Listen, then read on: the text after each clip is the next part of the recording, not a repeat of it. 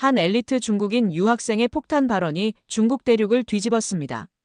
북경대학교 출신 하버드 교환학생으로 선발된 모범 학생이었죠. 부모는 공산당 간부와 국영기업 간부였고 그녀 자신도 조국을 자랑스러워했던 전형적인 체제 내 엘리트였습니다. 그런 그녀가 하버드 캠퍼스 한복판에서 중국 공산당을 규탄하는 시위를 벌였습니다. 천안문 사건의 진실을 폭로하고 위구르 탄압을 고발하며 자유를 외쳤습니다. 중국 정부는 즉각 그녀의 국적을 박탈했고 가족과의 연락도 끊어졌습니다. 하지만 그녀는 멈추지 않았습니다. 유튜브 채널을 개설해 매일 중국의 진실을 전하기 시작했죠. 구독자 10만 명, 중국 내부에서 VPN으로 접속하는 시청자들이 폭증했습니다. 대체 무슨 일이 이 모범적인 중국인 학생을 이토록 변화시킨 건지 지금 바로 그 전말을 알아보겠습니다. 그 전에 잠깐 1초만 투자해서 구독, 좋아요 버튼을 꾹 눌러주시면 영상 제작에 큰 힘이 됩니다. 지금 바로 시작하겠습니다. 저는 장쉐린입니다. 북경대학교 정치외교학과 3학년이죠. 오늘 아침 허난성 정저우에서 올라온 부모님께서 북경 집에 찾아오셨습니다. 아버지는 전직 인민해방군 대령이시고 지금은 지역당 위원회 부비서로 일하고 계십니다. 어머니는 국영 제약회사에서 간호과장을 맡고 계시죠. 쉐리나, 이번 하버드 교환학생 선발은 정말 자랑스럽다. 아버지의 목소리에는 평소와 다른 감정이 섞여 있었습니다. 자부심이라고 해야 할까요? 아니면 기대감이라고 해야 할까요? 우리 가문에서 미국 명문대에 가는 건 너가 처음이다. 어머니는 제 손을 꼭 잡으시며 말씀하셨습니다. 중국의 위대함을 보여주고 와야 해. 저는 그 말씀이 무겁게 다가왔습니다. 단순히 공부하러 가는 게 아니라 조국을 대표해서 가는 거였으니까요. 북경 수도공항에 도착했을 때 저는 처음으로 제가 특별한 사람이 된 기분을 느꼈습니다. 공항 직원들이 제 서류를 확인하면서 말했거든요. 하버드 가시는군요. 대단하시네요. 우리나라 자랑이에요. 체크인 카운터에서도 보안 검색대에서도 모든 사람들이 저를 보는 눈빛이 달랐습니다. 존경과 부러움이 섞인 그런 시선 말이에요. 탑승구에서 기다리는 동안 저는 붉은 중국 여권을 계속 바라봤습니다. 금색으로 새겨진 국장이 햇빛에 반짝였죠. 나는 이 여권 하나로 어디든 갈 수 있고 누구와도 대등하게 말할 수 있다고 믿었습니다. 세계에서 가장 강력한 나라의 국민이라는 자부심이 온몸을 감쌌어요. 비행기에 오르기 직전 승무원이 다가와서 말했습니다. 중국 분이시죠? 하버드에 가신다면서요? 네, 맞습니다. 정말 잘하셔야 해요. 우리를 자랑스럽게 해주세요. 그 한마디에 저는 온몸에 전율을 느꼈습니다. 이제 저는 단순한 학생이 아니었습니다. 중국을 대표하는 얼굴이 된 것이죠. 창문 좌석에 앉아 이륙하는 비행기 안에서 점점 멀어지는 북경을 내려다봤습니다. 구름 위로 올라가면서 보이는 광활한 중국 땅. 5천년 문명의 나라. 14억 인구의 강대국. 경제대국 2위의 위력. 머릿속으로 상상해봤습니다. 하버드 강의실에서 미국 학생들 앞에 서 있는 제 모습을 말이에요. 중국은 세계에서 가장 오래된 문명을 가진 나라입니다. 우리는 화약과 나침반, 종이와 인쇄술을 발명했습니다. 지금도 세계 경제를 이끌어가고 있죠. 미국 학생들이 감탄하며 박수를 치는 모습까지 그려졌습니다. 그들이 중국의 위대함을 깨닫고 존경하게 되는 순간까지요. 승무원이 음료수를 가져다 주며 말했습니다. 긴장되시죠? 처음 미국 가시는 거예요? 네, 하지만 설렙니다. 중국의 진짜 모습을 보여줄 수 있을 것 같아서요. 멋지네요. 꼭 성공하세요. 비행기가 태평양 상공을 날아가는 동안 저는 계속 생각했습니다. 어떻게 하면 중국을 가장 잘 표현할 수 있을까? 어떤 말로 우리의 자랑스러운 역사와 문화를 설명할까? 가방 안에는 부모님이 챙겨주신 중국 전통차와 작은 국기가 들어 있었습니다. 그리고 제가 직접 준비한 중국 소개 자료들도 빼곡히 들어 있었죠. 나는 중국의 얼굴이다. 그 생각이 저를 더욱 떨리게 만들면서 동시에 무한한 자신감으로 가득 채워주었습니다. 보스턴 로건 공항에 도착했을 때 저는 여전히 흥분 상태였습니다. 드디어 미국 땅을 밟는 순간이었거든요. 하지만 입국 심사장에 들어서는 순간 뭔가 이상했습니다. 공항 직원이 제 여권을 보더니 왼쪽을 가리켰어요. 중국 여권 소지자는 저쪽 줄로 가세요. 오른쪽에는 다른 줄이 있었습니다. 그곳에 서 있던 사람들을 보니 동양인들이 많았어요. 그런데 그들은 금방금방 통과하고 있었습니다. 저기 사람들은 왜 빨리 지나가요? 옆에 서 있던 중국인 관광객이 말했습니다. 한국 여권이야. 글로벌 엔트리 가입자들이지. 글로벌 엔트리가 뭐예요? 미국이 신뢰하는 나라 국민들은 자동 심사로 통과하는 거야. 그 순간 저는 묘한 기분을 느꼈습니다. 같은 동양인인데 왜 우리만 다른 줄에 서야 하는 걸까요? 시간이 흐를수록 상황은 더 이상해졌습니다. 1시간이 지나도 저희 줄은 거의 움직이지 않았어요. 반면 한국인들이 서 있던 줄은 계속해서 빠르게 움직였습니다. 2시간, 3시간이 지나갔습니다. 제 앞에는 여전히 20명이 넘는 사람들이 줄을 서 있었어요. 이거 정상인가요? 뒤에 서 있던 중국 유학생이 투덜거렸습니다. 미국은 원래 이래. 중국인 차별하는 거야. 설마요. 우리가 뭘 잘못했다고요. 하지만 시간이 더 지나면서 저는 점점 불안해졌습니다. 다른 나라 사람들은 금방 통과하는데 왜 중국인들만 이렇게 오래 기다려야 하는 걸까요?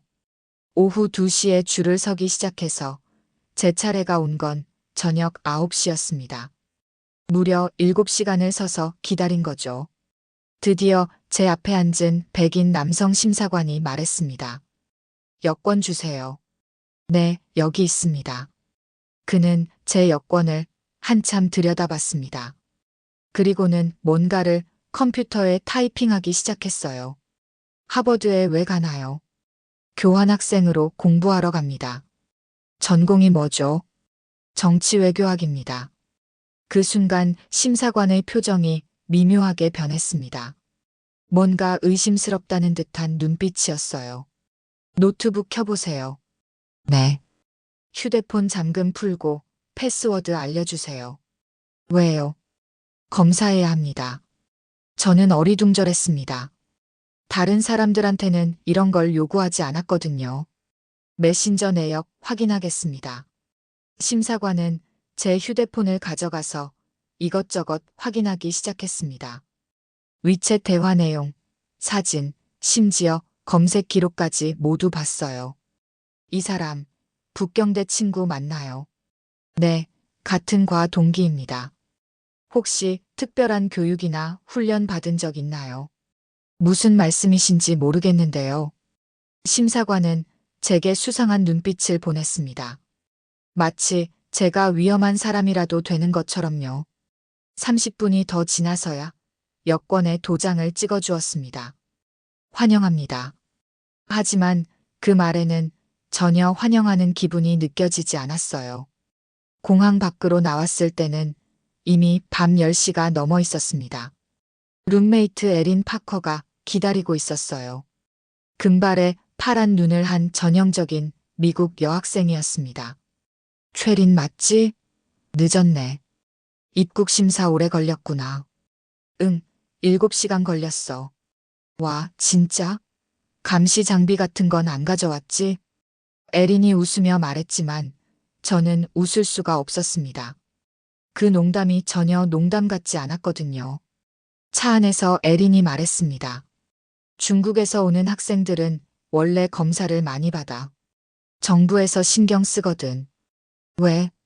글쎄, 여러 가지 이유가 있겠지. 그 후 며칠 동안 에리는 저를 대할 때 미묘하게 조심스러워했습니다.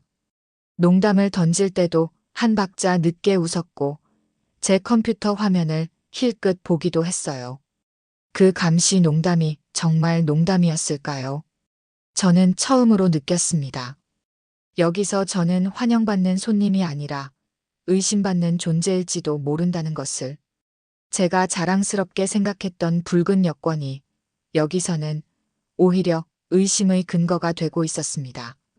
하버드에서의 첫 수업은 국제정치학 세미나였습니다. 교수는 백발의 신사였고 학생들은 모두 똑똑해 보였어요. 오늘은 새로운 교환학생을 소개하겠습니다. 중국에서 온 장쇠린입니다.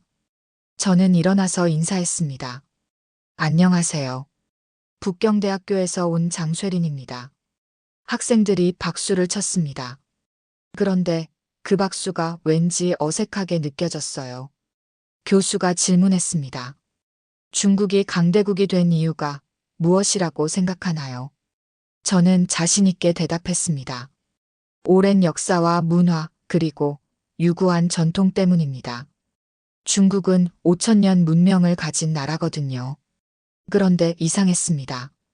몇몇 학생들이 서로 눈짓을 주고받으며 웃고 있었어요. 교수는 고개를 끄덕이며 말했습니다. 전형적인 답변이군요. 하지만 독창성이 부족합니다. 독창성이요? 모든 중국 학생들이 똑같은 대답을 합니다. 스스로 생각해 본 견해는 없나요? 저는 당황했습니다.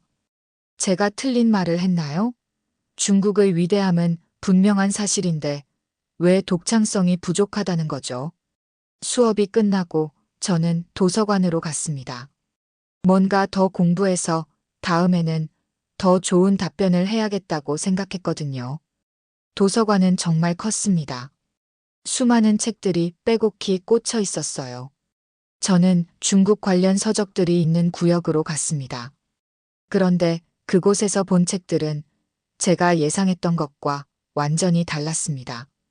천안문 사건 1989, 위구르족 인권 탄압 보고서, 티베트 독립운동사. 이런 제목들이 눈에 들어왔어요. 저는 이런 책들을 한 번도 본 적이 없었습니다. 중국에서는 아예 존재하지 않는 책들이었거든요. 호기심의 하나를 펼쳐봤습니다. 1989년 6월 4일 천안문 광장에서 일어난 일들이 자세히 기록되어 있었어요. 사진들도 있었습니다. 탱크 앞에 서 있는 한 남자, 피투성이가 된 학생들, 병원으로 옮겨지는 시신들. 저는 손이 떨렸습니다. 이런 일이 정말 일어났던 건가요? 왜 저는 한 번도 들어본 적이 없는 거죠? 그런 거 몰랐지? 갑자기 옆에서 누군가 말했습니다. 돌아보니 동양인 여학생이 서 있었어요. 나는 김서현이야. 한국에서 왔어. 안녕. 장쇠린이야. 김서현이 제 옆에 앉더니 말했습니다. 처음 보는 자료들이지? 중국에서는 금지된 내용들이니까. 이게 정말 사실이야? 사실이야. 1989년 6월 4일 중국 정부가 민주주의를 요구하는 학생들을 탱크로 진압했어. 김서현은 더 많은 자료들을 보여주었습니다. 위구르족 수용소 사진들, 티베트에서 일어난 탄압 기록들, 홍콩 시위 진압 영상들. 제가 아는 중국과는 완전히 다른 모습들이었습니다. 이런 게 왜 중국에서는 알려지지 않은 거야? 정부가 막았으니까. 인터넷 검열, 언론 통제, 모든 걸 차단했어. 저는 아무 말도 할 수 없었습니다. 머릿속이 하얗게 변했어요. 그동안 제가 믿어왔던 모든 것들이 흔들리기 시작했습니다. 중국의 위대함, 조국에 대한 자부심, 제가 국가를 대표한다는 사명감. 모든 게 거짓말이었던 건가요? 김서현이 조용히 말했습니다. 처음엔 충격이야. 나도 한국 역사에서 감춰진 부분들을 알게 됐을 때 그랬어. 한국도 그런 게 있어? 물론이지. 어느 나라든 감추고 싶은 역사는 있어. 하지만 중국은 너무 심해. 저는 그 자리에서 한참을 앉아 있었습니다. 책장들이 빙글빙글 돌아가는 것 같았어요. 그날 저는 처음으로 깨달았습니다. 나는 아무것도 몰랐다는 것을. 김서현과의 대화 이후 저는 며칠 동안 멍한 상태였습니다. 수업에 가서도 집중할 수가 없었어요. 교수의 말이 귀에 들어오지 않았거든요. 에린이 걱정스럽게 물어봤습니다. 쉐린, 괜찮아? 요즘 너무 조용한데. 응, 괜찮아. 하지만 전혀 괜찮지 않았습니다. 밤마다 천안문 광장의 그 사진들이 머릿속에서 맴돌았어요. 탱크 앞에 서 있던 그 남자는 어떻게 됐을까? 그 학생들은 정말 죽은 걸까? 며칠 후 하버드 광장에서 작은 시위가 열렸습니다. 티베트 자유를 요구하는 시위였어요. 저는 우연히 그곳을 지나가게 됐습니다. 사람들이 피켓을 들고 서 있었어요. 프리 티벳, 프리 홍콩, 프리 위구르. 그들은 자유롭게, 당당하게 자신의 목소리를 내고 있었습니다. 누구도 그들을 막지 않았어요. 경찰도 그냥 지켜보고만 있었습니다. 저는 그 광경이 너무 신기했습니다. 중국에서라면 절대 불가능한 일이었거든요. 하지만 동시에 두려웠습니다. 혹시 누가 저를 중국인으로 알아볼까 봐요. 저는 고개를 푹 숙이고 빨리 지나갔습니다. 기숙사에 돌아와서 처음으로 구글에 접속해봤습니다. 중국에서는 막혀있던 사이트였어요. 유튜브, 트위터, 페이스북, 모든 게 열려 있었습니다. 저는 천안문 사건을 검색해봤습니다. 수많은 영상들과 기사들이 나왔어요. 실제 현장 영상들도 있었습니다. 그 순간 저는 충격을 받았습니다. 정말로 일어났던 일이었구나. 정부가 학생들을 죽였던 거였구나. 하지만 댓글들을 보면서 더 큰 충격을 받았습니다. 중국은 인류의 암이다. 차이니즈들은 모두 세뇌당한 로봇들이야. 3차 대전은 중국 때문에 올 거다. 세상 사람들이 중국을 이렇게 보고 있었다니. 저희를 이렇게 증오하고 있었다니. 저는 노트북을 닫았습니다. 더 이상 볼 수가 없었어요. 다음 날 김서현을 다시 만났습니다. 어제 티베트 시위 봤어? 응, 지나가다가 봤어. 한국에서도 저런 시위할 수 있어. 정부 정책에 반대하는 시위도 하고. 경찰이 안 막아? 물론 과격하면 제지하지. 하지만 평화적인 시위는 보장되어 있어. 저는 신기했습니다. 정부를 비판하는 시위를 할 수 있다니. 중국에서는 상상도 못할 일이야. 맞아. 그게 자유라는 거야. 김서현이 말했습니다. 자유는 공짜가 아니야. 많은 사람들이 희생해서 얻은 거지. 한국도 그랬어? 그럼. 우리도 군사독재 시절이 있었어. 1980년 간첩들이 폭동을 조장해서 광주에서 무고한 시민들과 군인들이 죽었고 1987년에야 민주화가 됐지. 저는 놀랐습니다. 한국도 그런 아픈 역사가 있었다니. 하지만 그 역사를 숨기지는 않았어. 오히려 기억하고 교훈으로 삼으려고 해. 하지만 부작용도 있어. 오히려 가짜 민주화 유공자가 판을 치고 있지. 그 말이 제 가슴을 찔렀습니다. 중국은 왜 그 역사를 숨긴 걸까요?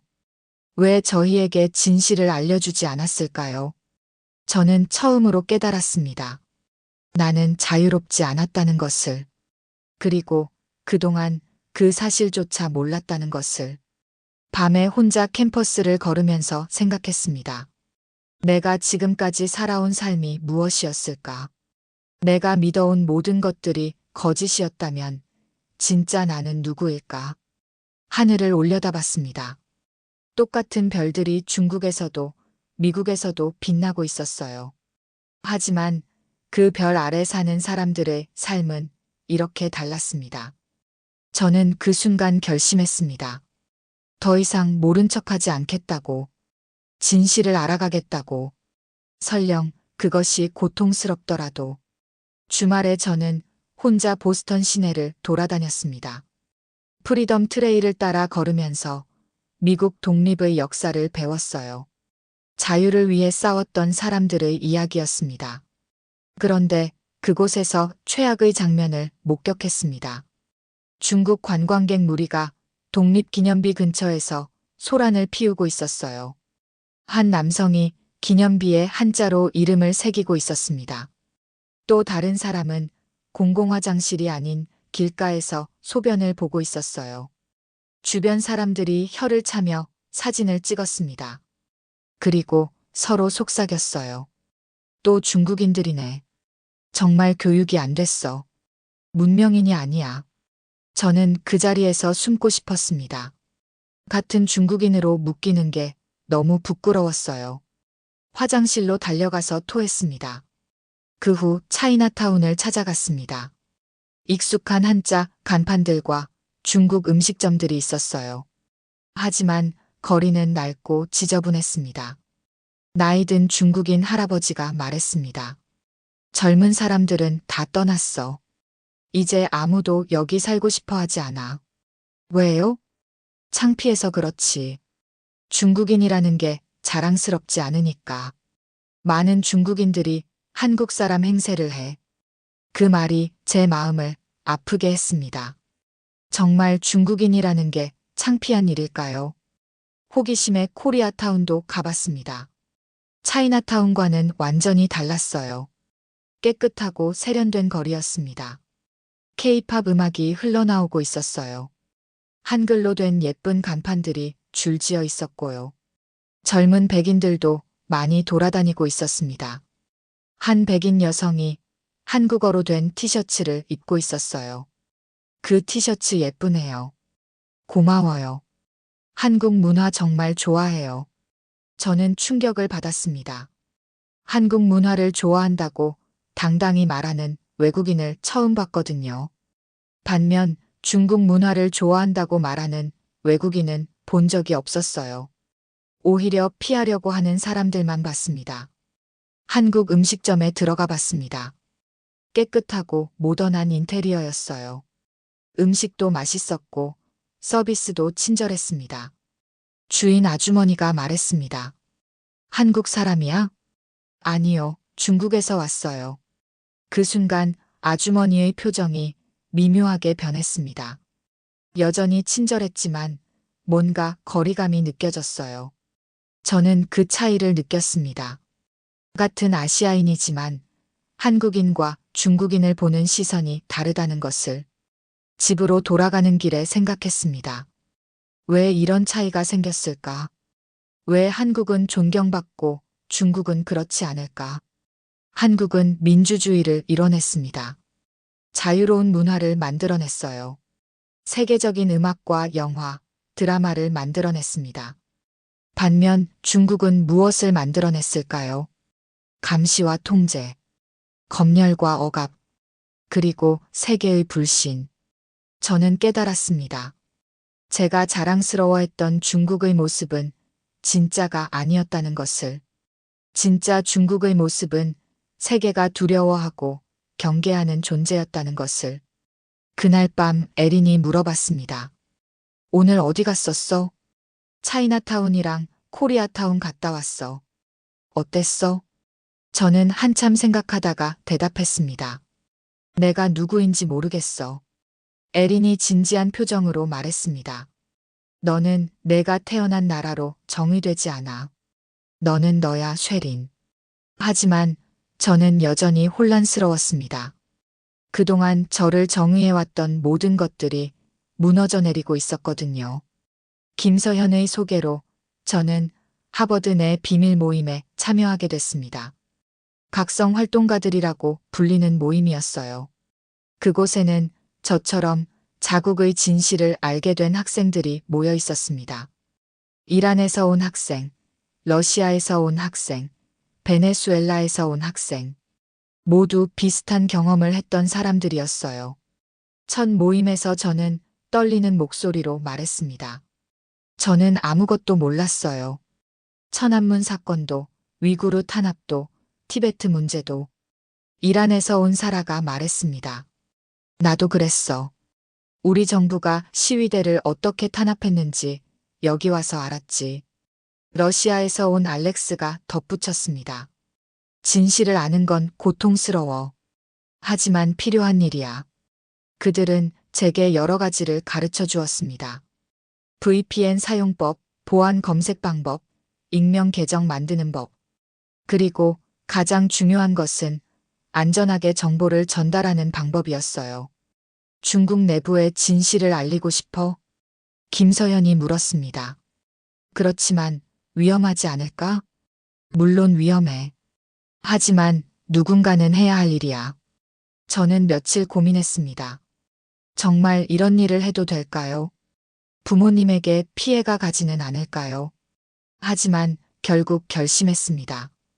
더 많은 중국인들이 진실을 알아야 한다고 생각했거든요. 저는 매일 밤 작업을 시작했습니다. 천안문 사건 자료를 중국어로 번역했어요. 위구르 수용소 사진들의 설명을 달았습니다. 티베트 인권 보고서를 요약했어요. 모든 자료에는 출처와 날짜를 정확히 기록했습니다. 검증된 정보만 사용했어요. 거짓 정보를 퍼뜨리고 싶지는 않았거든요. 그리고 중국 내부의 익명 계정들을 통해 조금씩 퍼뜨리기 시작했습니다. 위험했지만 멈출 수가 없었어요. 몇 주 후 제가 올린 자료들이 조금씩 퍼져나가기 시작했습니다. 중국 네티즌들의 반응은 다양했어요. 이게 사실이야? 거짓말이다. 정부가 우리를 속였단 말이야? 저는 조심스럽게 댓글로 답변했습니다. 출처를 알려주고 더 많은 자료를 제공했어요. 하지만 위험도 감지했습니다. 제 활동을 추적하려는 움직임들이 느껴졌거든요. IP 주소를 계속 바꿔야 했고 새로운 계정을 만들어야 했어요. 김서연이 걱정스럽게 말했습니다. 너무 위험해 보이는데 좀 쉬는 게 어때? 아니야. 이제 시작일 뿐이야. 저는 더 이상 예전의 장쇠린이 아니었습니다. 국가의 얼굴이 되려고 했던 그 학생이 아니라 사람들에게 진실을 전하는 사람이 되어가고 있었어요. 어느 날 밤 제가 번역한 천안문 사건 자료가 중국 SNS에서 큰 반향을 일으켰습니다. 수천 명이 공유했고 수만 명이 댓글을 달았어요. 이런 일이 정말 있었다니. 왜 우리는 몰랐을까? 정부는 왜 숨겼을까? 저는 뿌듯했습니다. 드디어 진실이 전해지고 있었거든요. 하지만 그날 밤 무서운 메시지를 받았습니다. 당신의 정체를 알고 있습니다. 즉시 활동을 중단하세요. 손이 떨렸습니다. 정말로 저를 추적하고 있었던 거예요. 김서연에게 연락했습니다. 위험해진 것 같아. 일단 모든 활동을 중단해. 그리고 내일 만나자. 저는 그날 밤 잠을 이루지 못했습니다. 창문 밖을 계속 바라봤어요. 혹시 누가 감시하고 있는 건 아닐까? 하지만 동시에 이런 생각도 들었습니다. 이것이 진짜 자유를 위한 싸움이구나. 이렇게 위험을 감수해야만 진실을 말할 수 있는 현실이 슬펐어요. 다음 날 김서현을 만났을 때 그녀가 말했습니다. 내가 한 일은 정말 대단해. 하지만 이제 더 조심해야 해. 포기하라는 뜻이야? 아니야. 더 안전한 방법을 찾자는 뜻이야. 김서연이 걱정스럽게 말했습니다. 너무 위험해 보이는데 좀 쉬는 게 어때? 그만하자는 뜻이야? 그만하자는 게 아니야. 방법을 바꾸자는 거야. 더 안전하게. 그때 저는 깨달았습니다. 진실을 말하는 것도 전략이 필요하다는 것을. 무작정 용감한 것만이 능사가 아니라는 것을. 10월 1일 중국 국경절이었습니다. 매년 이날이면 저는 국기에 대한 자부심으로 가슴이 벅찼어요. 하지만 이번에는 달랐습니다. 저는 결심했습니다. 더 이상 숨지 않겠다고. 공개적으로 목소리를 내겠다고. 하버드 야드에서 열린 집회에 참여했습니다. 손에 든 피켓에는 이렇게 써 있었어요. 중국 공산당은 거짓말을 합니다. 천안문을 기억하세요. 자유를 원합니다. 처음에는 몇 명의 학생들만 저를 지켜봤습니다. 하지만 점점 더 많은 사람들이 모여들었어요. 에린이 다가와서 말했습니다. 쉐린, 이게 진짜 용기야. 너 정말 대단해. 그 순간 저는 처음으로 진정한 자부심을 느꼈습니다. 국가 때문이 아니라 진실 때문에 느끼는 자부심이었어요. 하지만 곧 문제가 생겼습니다. 하버드 내 중국 유학생 그룹 룽징의 학생들이 몰려왔거든요. 장쉐린, 뭐 하는 거야? 리하오가 소리쳤습니다. 중국을 배신하는 거야? 왜 미국인들 편을 드는 거지? 부모님이 알면 어떻게 생각하실까? 저는 떨렸지만 물러서지 않았습니다. 저는 진실을 말하고 있을 뿐이에요. 진실? 서구의 거짓말에 속은 거지. 천이펑이 제 피켓을 빼앗으려 했습니다. 저는 꽉 붙잡았어요. 놓으세요. 너 때문에 우리 모두 창피해. 주변에서 구경하던 사람들이 휴대폰으로 영상을 찍기 시작했습니다. 곧 SNS에 올라갈 게 뻔했어요. 그날 밤부터 제게 쏟아진 건 협박과 비난이었습니다. 중국어로 된 악성 댓글들, 익명의 협박 메시지들, 심지어 부모님에게도 연락이 갔습니다. 아버지의 전화를 받을 수가 없었어요. 어머니의 메시지도 읽을 수가 없었습니다. 며칠 후 중국 대사관에서 연락이 왔습니다. 즉시 대사관으로 오세요. 저는 무서웠지만 가지 않았습니다. 대신 김서현에게 도움을 요청했어요. 이성준 변호사를 소개해 줄게. 한국계 미국인이고 인권 전문 변호사야.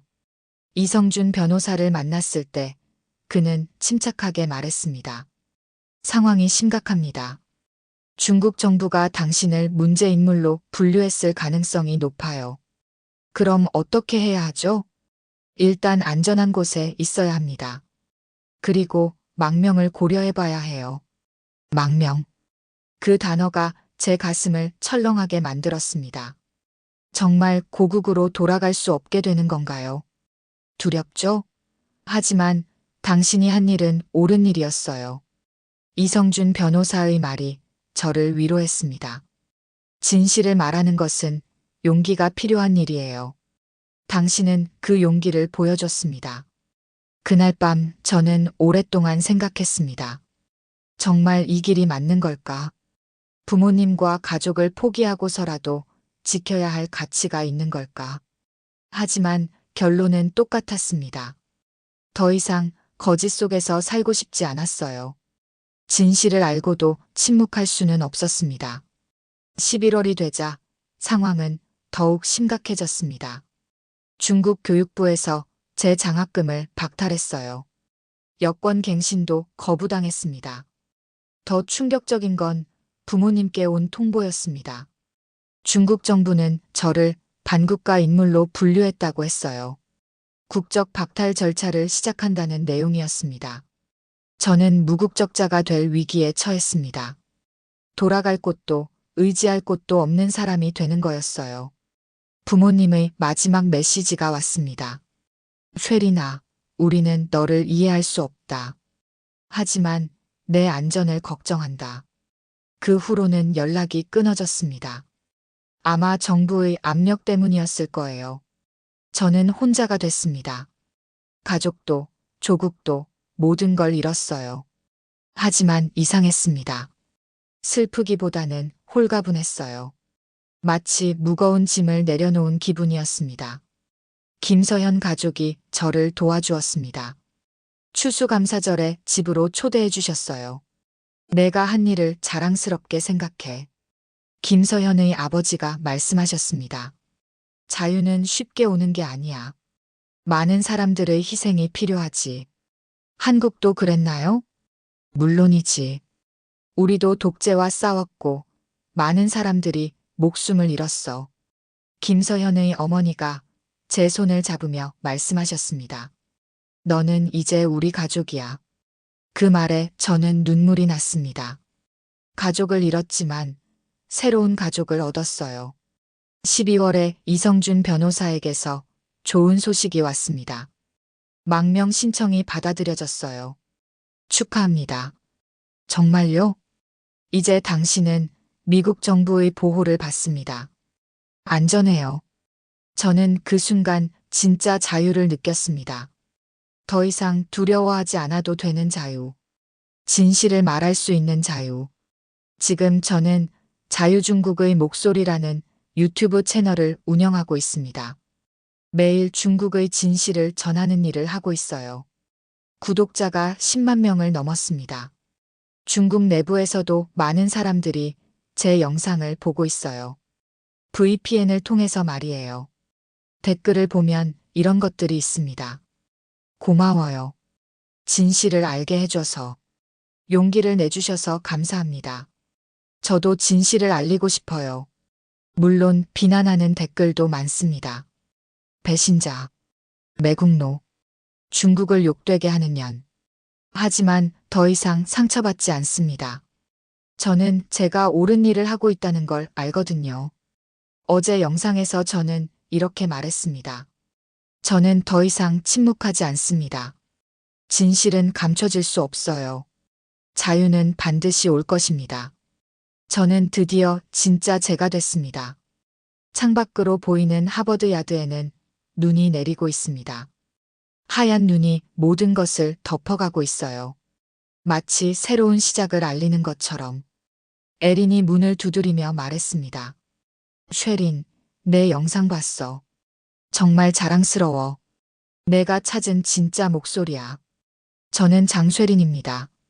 더 이상 중국의 얼굴이 아니라 진실의 목소리입니다. 나는 이제 한 개인으로서 진실을 말하는 자유를 선택한 사람입니다. 그리고 그 선택 앞에서 단 한순간도 후회하지 않습니다.